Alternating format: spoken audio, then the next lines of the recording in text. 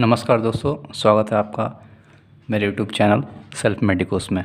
तो दोस्तों, हम लोगों ने पिछली वीडियो में देखा था ट्रैकियोब्रोंकियल ट्री। अब हम इसके आगे से शुरू करते हैं ट्रैकियोब्रोंकियल ट्री, लेकिन इसको एक बार फिर से देख लेते हैं।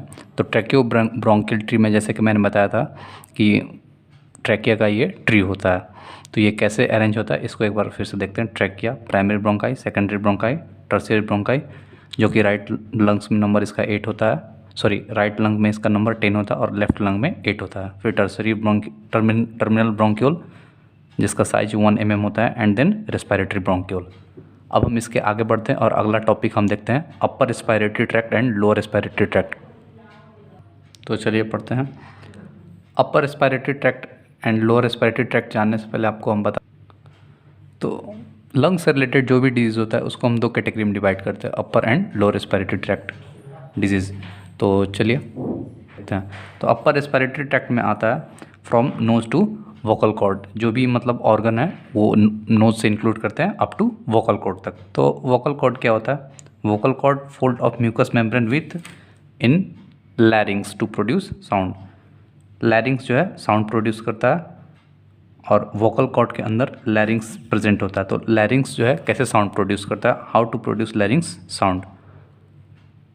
लैरिंग्स when vibrate then to produce sound. बहुत ही सिंपल है अपर रेस्पिरेटरी ट्रैक्ट। उसके बाद हम लोअर रेस्पिरेटरी ट्रैक्ट पढ़ते हैं। इसमें है trachea, bronchi, bronchioles, alveoli and lungs.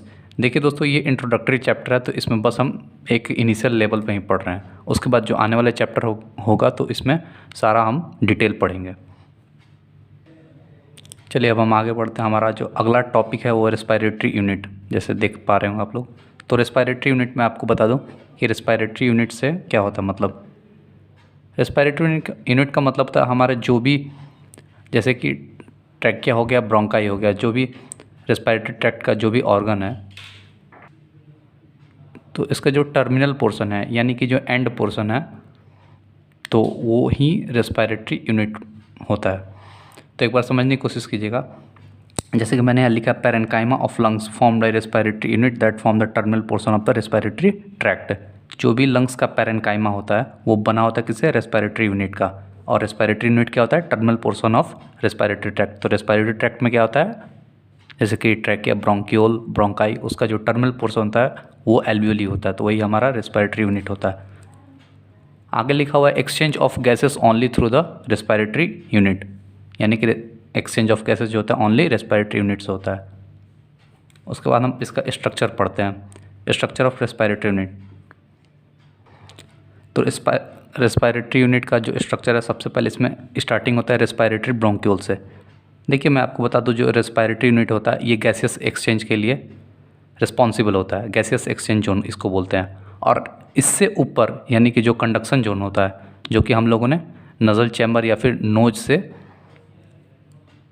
Terminal bronchiole तक पढ़ा था, ठीक है। तो from nose to terminal bronchiole जो कंडक्शन जोन होता है, और उसके बाद रेस्पिरेटरी ब्रोंक्यूल से एल्वियोली तक जो है वो रेस्पिरेटरी यूनिट होता है, यानी कि गैसियस एक्सचेंज जोन होता है। तो इसको एक बार समझने की कोशिश कीजिएगा। Respiratory bronchiole, alveolar ducts, alveolar sacs, antrum and then alveoli. दोस्तों, तो अब आगे देखते हैं। Few alveoli in also present in also wall of bronchioles. Bronchioles के वॉल में भी कुछ एल्वियोली प्रेजेंट होते हैं। अब हम एक इसका डायग्रामेटिक व्यू देखते हैं, बट ये एनाटॉमिकल करेक्ट नहीं है, बस इसको समझने की कोशिश कीजिएगा। जैसे कि ये रेस्पिरेटरी ब्रोंक्यूल देख पा रहे हैं आप लोग, तो इसका एक ब्रांच है एल्वियोलर डक्ट, और एल्वियोलर डक्ट जो है इससे एल्वियोलर सैक बना हुआ है। देख रहे होंगे आप, जो इतना बड़ा मैंने बनाया इसको, ये एल्वियोलर सैक है। और एल्वियोलर सैक के जो बीच में स्पेस प्रेजेंट होता है उसको हम लोग एंट्रम बोलते हैं। और एंट्रम के बाहर जो ये गुच्छा लाइक, मतलब ग्रेप्स लाइक जो भी स्ट्रक्चर प्रेजेंट है, इसको हम एल्वियोली बोलते हैं, ठीक है। तो ये हो गया respiratory bronchiole, alveolar ducts, alveolar sacs, जो स्पेस प्रेजेंट होता है उसको एंट्रम, और जो एल्वियोलर सैक्स जिससे बना होता है वो एल्वियोली। अब हमारा जो अगला टॉपिक है वो है एल्वियोलर सेल्स या फिर न्यूमोसाइट्स। मैं आपको बता दूं, एल्वियोलर सेल्स और न्यूमोसाइट एक ही वर्ड है, इसमें कोई भी डिफरेंस नहीं है। Alveolar epithelium consist of alveolar cells और न्यूमोसाइट, जैसे कि आप देख पा रहे होंगे। जो भी एल्वियोलर एपिथेलियम होता है, एल्वियोलर एपिथेलियम कंसिस्ट होता है किसका, एल्वियोलर सेल्स का या फिर न्यूमोसाइट्स का। तो न्यूमोसाइट जो होता है टाइप 1 एंड टाइप 2 होता है, यानी कि 2 टाइप्स का न्यूमोसाइट्स होता है। तो हम आगे देखते हैं कि न्यूमोसाइट 1 एंड न्यूमोसाइट 2 में क्या डिफरेंस है और इनका फंक्शन में क्या डिफरेंस है। तो सबसे पहले बता दूं, टाइप 1 जो न्यूमोसाइट्स या फिर एल्वियोलर सेल्स होते हैं वो सिंपल स्क्वामस एपिथेलियम के बने होते हैं। किसका, सिंपल स्क्वामस एपिथेलियम के बने होते हैं और उनका परसेंटेज 95% होता है। ठीक है दोस्तों। Type 1 responsible for gaseous exchange, जो भी गैसियस एक्सचेंज होता है एल्वियोली में वो किसके लिए, टाइप 1 उसके लिए रिस्पॉन्सिबल होता है। अब टाइप 2 एल्वियोलर सेल्स की बात करते हैं। जैसे कि आप देख पा रहे होंगे टाइप 2 एल्वियोलर सेल्स जो होता है सिंपल क्यूबॉइडल एपिथेलियम का बना होता है, सिंपल क्यूबॉइडल एपिथेलियम का, और ये 5% होता है। और इट सीक्रेट एल्वियोलर फ्लूइड और सर्फेक्टेंट, और ये सर्फेक्टेंट रिलीज करता है। टाइप 2 एल्वियोलर सेल्स जो होता है 5% होता है और सिंपल क्यूबॉइडल एपिथेलियम का बना होता है और ये सर्फेक्टेंट रिलीज करता है। तो टाइप 2 एल्वियोलर सेल्स जो है इसका हम डिटेल आगे पढ़ेंगे, तो बस ये इंट्रोडक्शन है। अब हमारा अगला जो टॉपिक है वो है रेस्पिरेटरी मेम्ब्रेन। तो रेस्पिरेटरी मेम्ब्रेन मैं आपको बता दूं कि membranous structure through gas exchange occurs, ये एक मेम्ब्रेनस स्ट्रक्चर होता है जिससे गैसियस एक्सचेंज होता है। तो रेस्पिरेटरी मेम्ब्रेन में हम क्या क्या इंक्लूड करते हैं इसको एक बार समझते हैं। देखिए बहुत ही सिंपल है, जैसा कि मैंने यहाँ पे बनाया एक छोटा सा डायग्राम है, इसको एक बार समझिएगा। जैसे कि ये मान लीजिए हमारा एल्वियोली है, ठीक है, और ये हमारा ब्लड का एंडोथीलियम है, ठीक है, ये ब्लड वेसल्स है और ये बीच में एक गैप होता है, इसको इस गैप को बोलते हैं इंटरस्टिशियल गैप, ठीक है। तो ये ओवरऑल को ही बोलते हैं हम, इस ओवरऑल जो है इसको बोलते हैं हम रेस्पिरेटरी मेम्ब्रेन, ठीक है, यानी कि alveolar epithelium, interstitial gap and endothelium of blood vessels. तो अभी हम इसका डिटेल देखेंगे दोस्तों। It separate air in alveoli and blood in capillary membrane, ठीक है। टोटल सरफेस एरिया जो दोनों लंग्स में इंक्लूड करके 70 मीटर स्क्वायर होता है एंड इसका थिकनेस जो है बहुत ही कम होता है, 0.5 माइक्रोन। तो अब हम इसका एक डायग्रामेटिक व्यू बनाया है, इसको एक बार समझने की कोशिश कीजिएगा।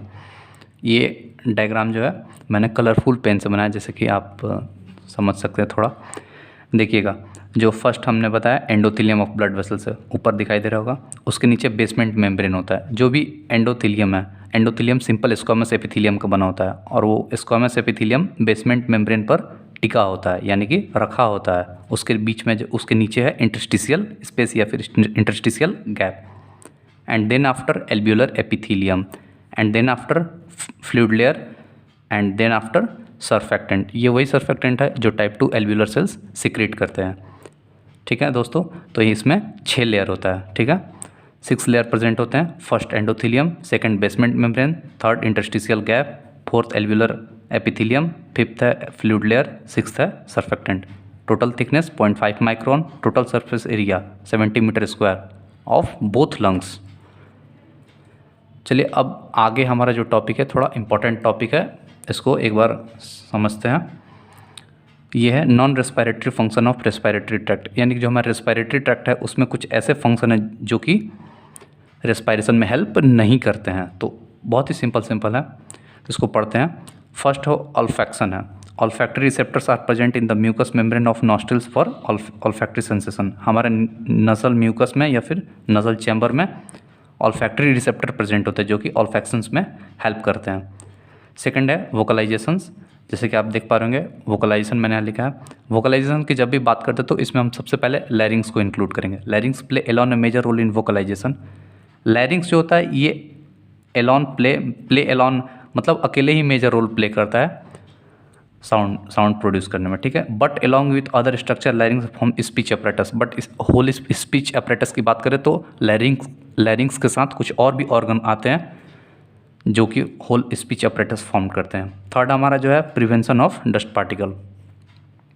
प्रिवेंशन ऑफ डस्ट पार्टिकल्स, देखिए इसको मैं बताऊं आपको कि इसके लिए बहुत सारे प्रोटेक्टिव मैकेनिज्म डेवलप हुए हैं, जो कि फर्स्ट हमारा हेयर है। कोई भी डस्ट पार्टिकल इंटर करता है वो सबसे पहले हेयर में ट्रैप्ड होगा। यदि वो हेयर को एस्केप करता है, hair in nasal mucus play in important role in the filtration of dust, मैंने यहाँ लिखा है।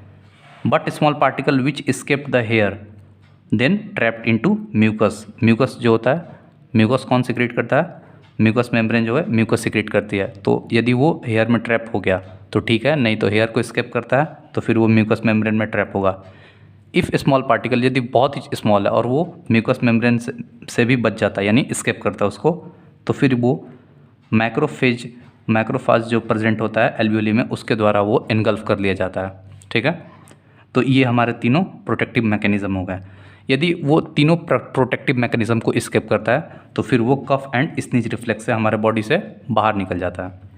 ठीक है दोस्तों, तो एक बार इसको फ्लो चार्ट से देखने की कोशिश करते हैं। जैसे कि नज़ल हेयर फर्स्ट में प्रेजेंट होता है, उसको स्केप करता है कोई भी डस्ट पार्टिकल, तो फिर नज़ल म्यूकस में ट्रैप्ड होता है। यदि इसको भी स्केप कर दे रहा है तो फैगोसाइटोसिस से, और यदि इसको भी स्केप कर रहा है तो फिर स्नीज या फिर कफ रिफ्लेक्स है। तो हमारे बॉडी में इतने सारे मैकेनिज्म डेवलप हैं कि कोई भी डस्ट पार्टिकल या फिर foreign particle from nostrils inter ना करें हमारे बॉडी में। अगला जो हमारा फंक्शन है वो डिफेंस मैकेनिज्म। तो डिफेंस मैकेनिज्म में बताऊं, lungs play important role in immunological defence system. ठीक है, तो इसमें बहुत सारे लंग्स में सेल डेवलप हैं जो कि इम्यूनिटी में हेल्प करते हैं। तो उसमें सबसे पहले हम बात करते हैं कि लंग्स ऑन डिफेंस सिस्टम। तो लंग्स के पास इनेट इम्यून फैक्टर कुछ रिलीज करते हैं। लंग्स में जो एपिथेलियल सेल्स प्रेजेंट होते हैं, एपिथेलियल सेल्स जैसे कि देख पा रहे होंगे, तो ये इनेट इम्यून फैक्टर, सम इनेट इम्यून फैक्टर, इनेट मतलब बाय बर्थ इम्यून फैक्टर जो रिलीज करते हैं। फर्स्ट है डिफेंसिन, सेकंड है कैथेसिडिलिन। डिफेंसिन जो होता है और कैथेसिडिलिन दोनों एंटी माइक्रोबियल पेप्टाइड्स होता है, act as a lungs natural defence. Second जो हमारा है सेल वो है ल्यूकोसाइट्स यानी कि WBC। मेनली कौन से प्रेजेंट होते हैं? न्यूट्रोफिल एंड लिम्फोसाइट जो कि प्रेजेंट होते हैं एल्वियोली ऑफ लंग्स में। तो मैं बताऊं, neutrophils kill the bacteria by phagocytosis and lymphocyte develop immune against the bacteria. Bacteria के अगेंस्ट जो है इम्यून सिस्टम डेवलप करता है लिम्फोसाइट। तो लिम्फोसाइट का जो वर्क है हम बाद में थोड़ा डिटेल में पढ़ेंगे। ठीक है, थर्ड है हमारा सेल्स जो लंग्स में प्रेजेंट होता है डिफेंस के लिए, वो है मैक्रोफेज। मैक्रोफेज की बात करते हैं। Macrophage engulf dust particle pathogen act as a scavenger of cell. ये तो जनरली सबको पता होगा, लेकिन आगे एक इम्पॉर्टेंट बात है, antigen from pathogen digested by macrophage in polypeptides. Antigen जो कि पैथोजन या फिर बैक्टीरिया मतलब रिलीज़ करते हैं, एंटीजन रिलीज़ करते हैं, तो वो एंटीजन जो है कौन डाइजेस्ट करता है? मैक्रोफेज डाइजेस्ट करता है। कहाँ पे? इनटू पॉलीपेप्टाइड्स में। And polypeptide product present to T lymphocyte and B lymphocyte. और वो एंटीजन का जो प्रोडक्ट होता है यानी कि पॉलीपेप्टाइड का जो प्रोडक्ट होता है वही टी लिम्फोसाइट और बी लिम्फोसाइट रिलीज करती है। So macrophage function as the APC यानी कि एंटीजन प्रेजेंटिंग सेल। तो मैक्रोफेज ही एंटीजन प्रेजेंटिंग सेल की तरह काम करती है। तो ये जो है थोड़ा समझने वाला पार्ट था। मैक्रोफेज के बारे में आगे थोड़ा कुछ और समझते हैं। मैक्रोफेज सिक्रेट करता है सम हार्मोन्स जैसे कि इंटरल्यूकिन्स। ठीक है, ये एक लोकल हार्मोन्स होता है, एक्टिवेट करता है इम्यून सिस्टम को। ठीक है, and tumour necrosis factor TNF होता है। ट्यूमर नेक्रोसिस फैक्टर जो किल करता है ट्यूमर सेल्स को, यानी कैंसर सेल्स जो बन रहे हैं या फिर पहले से प्रेजेंट है लंग्स में, तो उसको डेथ करता है या फिर किल करता है। और थर्ड है कीमोकाइंस। कीमोकाइंस भी एक लोकल हार्मोन होता है, attract WBC at the site of inflammation. Inflammation के साइट पर WBC को इकट्ठा करता है। फोर्थ है मास्ट सेल्स। मास्ट सेल्स दोस्तों बहुत ही इंपॉर्टेंट है। देखिए जैसे कि बताऊं, ये resemble like basophils. Basophils is the type of WBC and basophil has a bilobular nucleus, जैसे कि आप देख पा रहे होंगे। तो मास्ट सेल्स उसी के तरह रिजेंबल करता है। Take part in hyper sensitive reaction like allergy and anaphylaxis. ठीक है, और ये मास्ट सेल्स क्या क्या सिक्रेट करता है? हिपैरिन जो कि एंटीकोगुलेंट होता है। ठीक है, हिस्टामाइन जो कि वासोडाइलेटर होता है। हिस्टामाइन के बारे में दोस्तों मैं बताऊं, हिस्टामाइन वासोडाइलेटर होता है और इसको हम अस्थमा में एज ए प्रिवेंटिव मेडिसिन की तरह यूज़ इनहेलर के रूप में लेते हैं। फिर सेरोटोनिन होता है जो कि वासो कंस्ट्रक्टर होता है, सेरोटोनिन। अब पांचवा जो सेल्स प्रेजेंट होता है वो है natural killer sales. Natural killer cells जो कि लार्ज ग्रेनुलर सेल्स होता है। ठीक है, और ये हाइड्रोलाइटिक एंजाइम सिक्रेट करता है नेचुरल किलर सेल्स। और ये फर्स्ट लाइन ऑफ डिफेंस में आता है, specially against virus. First line of defence and natural killer cells जो है secrete TNF, tumour necrosis factor भी रिलीज करता है। एंड इंटरल्यूकिन इंटरफेरॉन्स, यानी कि नेचुरल किलर सेल्स जो होता है, सबसे पहले ये नेचुरल किलर सेल्स में कंटेन होता है हाइड्रोलाइटिक एंजाइम और सिक्रेट करता है टीएनएफ, इंटरल्यूकिन्स, इंटरफेरॉन्स। ठीक है दोस्तों, अब आगे बढ़ते हैं डेंड्रिटिक सेल्स। डेंड्रिटिक सेल्स क्या होते हैं? Present in the lungs, play important role in immunity along with macrophage. Macrophage के साथ ये इंपॉर्टेंट रोल प्ले करते हैं किसमें? इम्यूनिटी में। उसके बाद है जो हमारा पांचवा non respiratory function of respiratory tract है। अब हम पांचवा नॉन रेस्पिरेटरी फंक्शन की बात करते हैं, तो वो है respiratory tract play important role in loss of water through expiration. यानी बॉडी में एक्सपायरेशन जब होता है तो उससे लॉट ऑफ वाटर निकलता है, जिससे कि वाटर का बैलेंस होता है बॉडी में।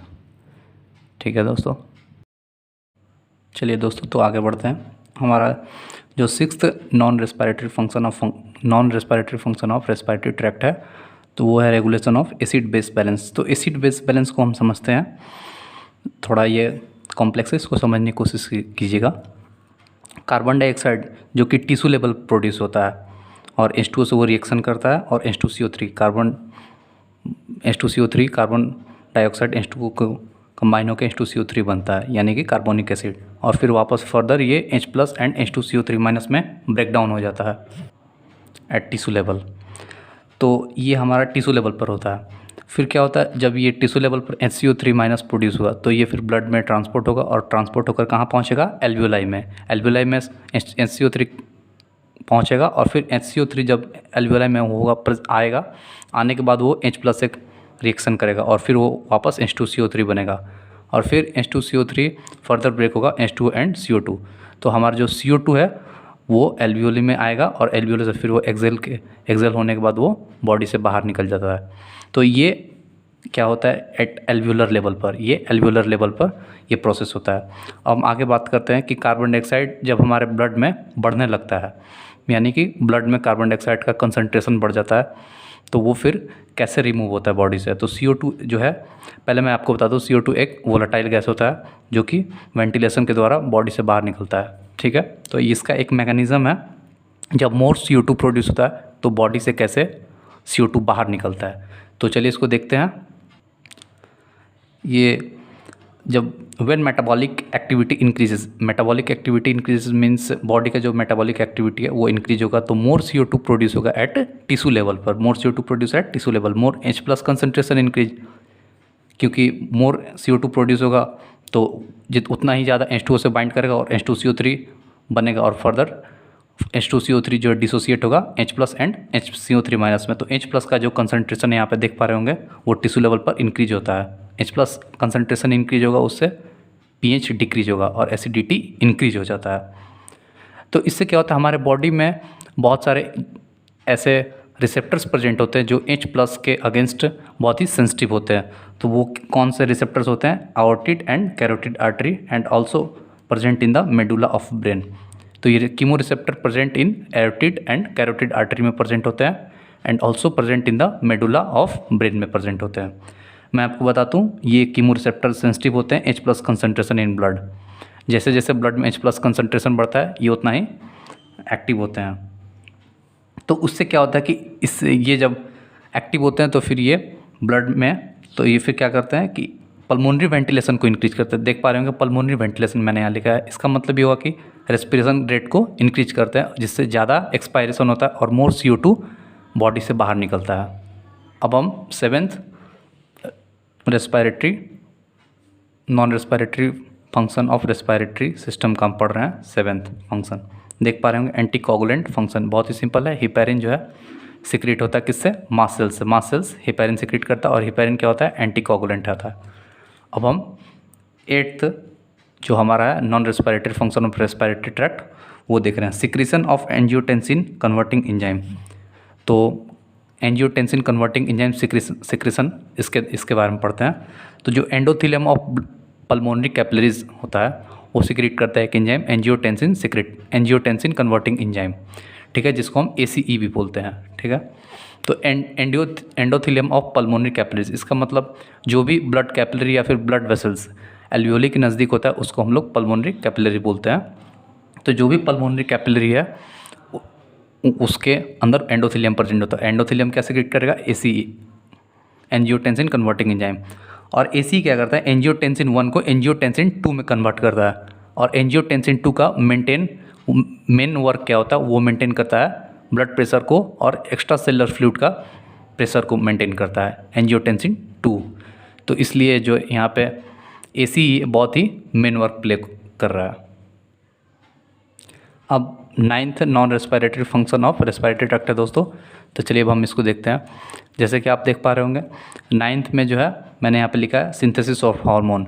लंग्स जो होता है सम हार्मोन भी सिक्रेट करता है, जैसे कि आप देख पा रहे होंगे मैंने यहाँ पे प्रोस्टाग्लैंडिन, एसिटाइलकोलिन और सेरोटोनिन लिखा है। इनका मेंटेन मेनी फिजियोलॉजिकल एक्टिविटी। ये प्रोस्टाग्लैंडिन, एसिटाइलकोलिन ये एक लोकल हार्मोन की तरह एक्ट करते हैं और ये maintain many physiological activity. But ये जो भी फिजियोलॉजिकल एक्टिविटी होता है वो लोकल लेवल पे, मतलब जो लंग्स के आसपास का फिजियोलॉजिकल एक्टिविटी उसको ये मेंटेन करते हैं। फिर मेंटेन ब्लड प्रेशर। सेरोटोनिन जो होता है ब्लड वेसल्स कंस्ट्रिक्टर होता है, तो ये ब्लड प्रेशर को भी मेंटेन करता है।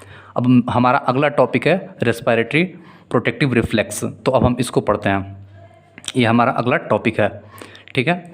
तो it protects the lung and respiratory tract from the foreign particle.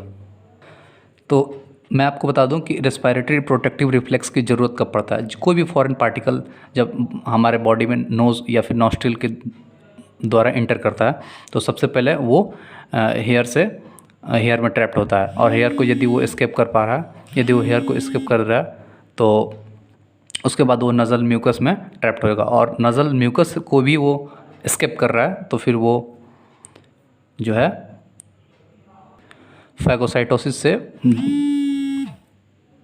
Phagocytosis होता है उसका, और फिर वो बॉडी से बाहर निकल जाता है।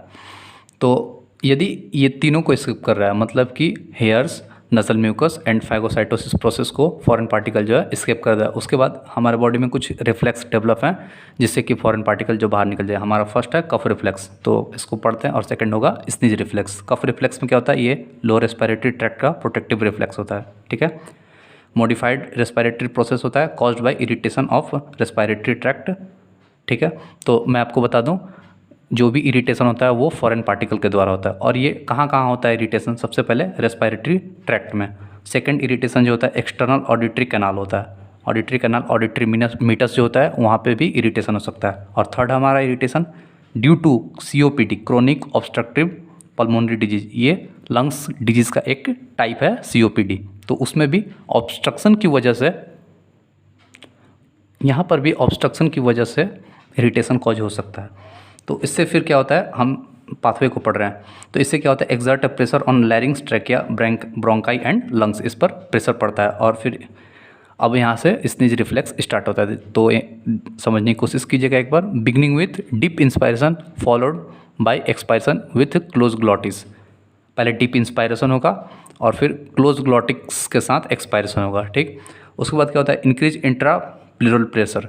इंट्राप्लूरल प्रेशर ये कहाँ पे इंट्राप्लूरल प्रेशर होता है, मैं आपको बताऊं। इंट्राप्लूरल प्रेशर जो होता है इंटरस्टिशियल गैप में होता है। इंटरस्टिशियल गैप दोनों जो विसरल प्लूरा और पैराइटल प्लूरा होता है उसके बीच में जो भी प्लूरल सैक यानी गैप होता है उसी में इंट्राप्लूरल प्रेशर डेवलप होता है, जो कि मोर देन 100 mmHg होता है। ये बहुत ही ज़्यादा प्रेशर होता है, ठीक है दोस्तों। तो ग्लॉटिस ओपन सडनली, और फिर से क्या होता है ग्लॉटिस जो है ओपन होता है सडनली, अचानक। And outflow of air with 960 kilometre per hour, इतने ज़्यादा स्पीड से एयर हमारे बॉडी से बाहर निकलता है, एक्सेल कर पाते हैं हम लोग। It cause expulsion of irritant substance, ठीक है। अब हम इसके कुछ नर्वस सिस्टम की बात करते हैं कि इसके रिसेप्टर्स, कफ रिफ्लेक्स के रिसेप्टर कहाँ कहाँ प्रेजेंट होते हैं। Receptor of cough reflex situated in the nose, paranasal sinus या फिर नजल चैम्बर भी इसको बोल सकते हैं, larynx, pharynx, trachea, bronchi, pleura and diaphragm. अब हम इसके एफरेंट सिस्टम, एफरेंट के बारे में बात करते हैं। एफरेंट नर्व जो कि इन्फॉर्मेशन लेकर जाता है किसका, कफ रिफ्लेक्स का, हमारे सेंट्रल नर्वस सिस्टम को, ठीक है। तो afferent nerve for cough reflex passes through vagus, trigeminal, glossopharyngeal and phrenic nerve. ये चारों जो नर्व होता है ये मैसेज को लेकर जाता है सेंट्रल नर्वस सिस्टम को कि कफ रिफ्लेक्स के लिए ही तो इस ये जो है एफरेंट होता है, vagus, trigeminal, glossopharyngeal and phrenic. Centre of cough reflex present in the medulla oblongata, और फिर वहाँ से वापस इन्फॉर्मेशन आता है तो वो एफरेंट नर्व होता है। Efferent nerve arises from medulla centre pass through, ये होता है जो मैसेज आता है सेंट्रल नर्व सिस्टम से, वो vagus, phrenic and spinal motor nerve से आता है। तो आप देख सकते हैं यहाँ पे दो नर्व कॉमन है एफरेंट और इफरेंट में, फर्स्ट है वैगस और दूसरा है फ्रेनिक। देख पा रहे होंगे मैंने यहाँ पे वैगस लिखा और यहाँ पे भी फ्रेनिक लिखा है। ठीक है दोस्तों, अब हम सेकंड रिफ्लेक्स जो उसको पढ़ते हैं, स्नीज रिफ्लेक्स। स्नीज रिफ्लेक्स जो होता है वो अपर रिस्पायरेटरी ट्रैक्ट का रिफ्लेक्स होता है। मैं आपको बताऊं, स्नीज रिफ्लेक्स थोड़ा डिफरेंट होता है कफ रिफ्लेक्स से। It also modified respiratory process. Protective reflex cause by irritation in nasal mucus by dust and debris.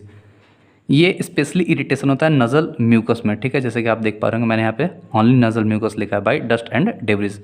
और इससे भी हो सकता है mechanical obstruction and access fluid accumulation in nasal passage. जो हमारा नजल पैसेज है या फिर नजल चैम्बर, उसमें एक्सेस फ्लूइड एक्यूमुलेट हो जाए तो उससे भी स्नीजिंग हो सकता है, या फिर मैकेनिकल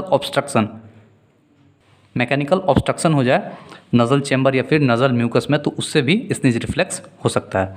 तो इसका प्रोसेस को हम लोग पढ़ते हैं, मैकेनिज्म को स्टार्ट विथ, ये भी डीप इंस्पायरेशन से स्टार्ट होता है। Forceful expiration with open glottis and that expulsion of irritant substance.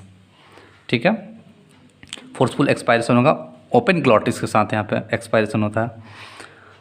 अब हम आगे बढ़ते हैं। In nasal mucus trigeminal and olfactory nerve जो होता है ये एफरेंट नर्व की तरह काम करता है, यानी कि जो इन्फॉर्मेशन लेकर जाता है हमारे सेंट्रल नर्वस सिस्टम में, किसके लिए, स्नीज रिफ्लेक्स के लिए। तो कौन कौन सा होता है, ट्राइजेमिनल एंड ऑल्फैक्टरी।